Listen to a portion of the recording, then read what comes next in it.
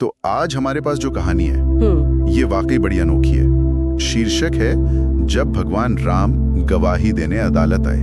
जी बिल्कुल। और ये कहानी है कलयुग की, एक छोटे से गांव की। हाँ, और वहाँ एक बहुत ही सीधा साधा भक्त रहता था। उसकी हर बात का एक ही जवाब होता था, राम जी जाने। और यही जो अटूट विश्वास है ना, यही कहानी की जड़ है। अच्छा, कैसे?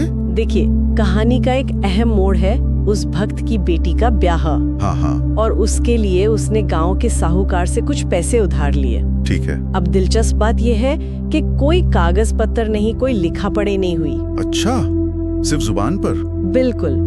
भक्त का तो वही भरोसा था, राम जी जाने।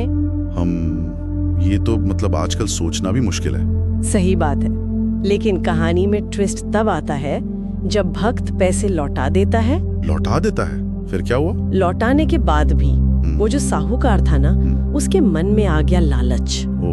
उसने सोचा, भाई इसके पास कौन सा सबूत है कि पैसे लौटा दिए, कोई रसीद तो है नहीं। हाँ, ये तो गड़बड़ हो गई।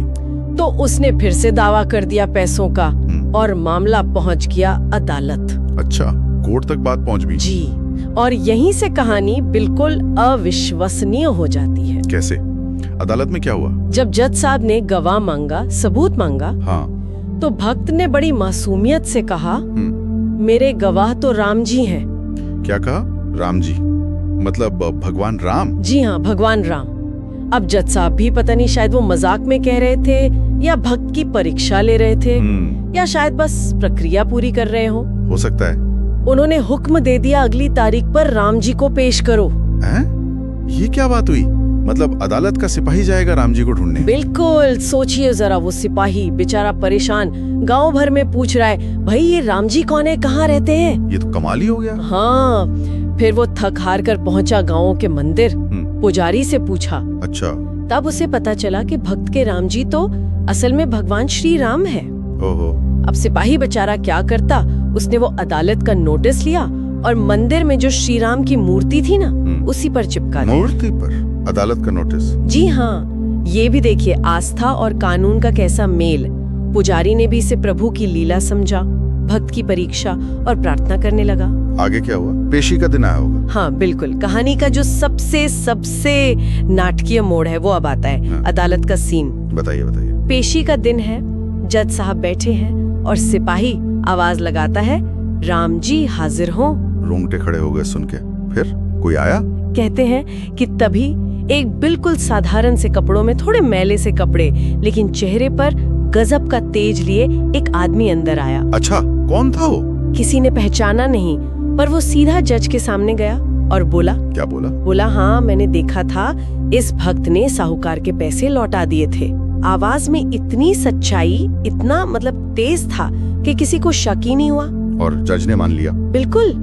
जज ने साहूकार को दोषी करार दिया और भक्त को बाइज्जत बरी कर दिया। कमाल है, आस्था की जीत हुई। लेकिन कहानी यहाँ खत्म नहीं होती। अच्छा, और भी कुछ है? हाँ। अदालत के बाद जज ने भक्त को बुलाया, पूछा, भाई ये गवाह कौन थे तुम्हारे? उत्सुकता तो होगी। भक्त ने बताया, वो तो मेरे प्रभु श्री राम थे। और फिर सिपाही ने भी कहा, हाँ जज साहब, मैंने तो नोटिस मंदिर में मूर्ति पर लगाया था। तब जज को समझ आया होगा। कहते हैं जज साहब बिल्कुल स्तब्ध रह गए, आंखों में आंसू आ गए।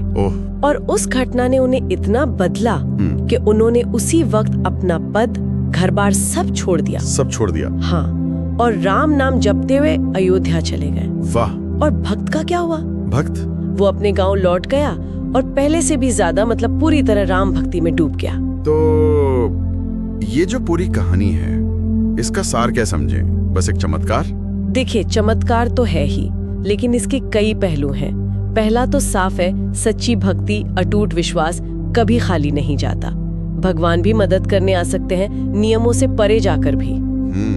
दूसरा, ये शायद उस समय के समाज पर भी एक टिप्पणी है, जहाँ जुबान का वजन था लेकिन धोखे की भी जगह थी, और कैसे आस्था कभी कभी सबूत पर भारी पड़ जाती थी। सही बात है। और तीसरा, ये व्यक्तिगत बदलाव की कहानी है, कैसे एक अलौकिक अनुभव किसी इंसान को पूरी तरह बदल सकता है, जैसे जज साहब के साथ हुआ। ये वाकई सोचने पर मजबूर करती है कहानी। आज के जमाने में जहां हम हर चीज का प्रूफ मांगते हैं, कागज मांगते हैं, जी, वहां ये कहानी विश्वास और प्रमाण के बीच का जो रिश्ता है ना, उस पर एक बड़ा सवाल खड़ा करती है। बिल्कुल, कि आस्था की अपनी शक्ति क्या है, कहाँ तक है, और क्या वो कभी-कभी तर्क और व्यवस्था से भी ऊपर हो सकती है? हाँ, ये सवाल तो शायद हमेशा रहेगा। इस पर सोचना वाकई दिलचस्प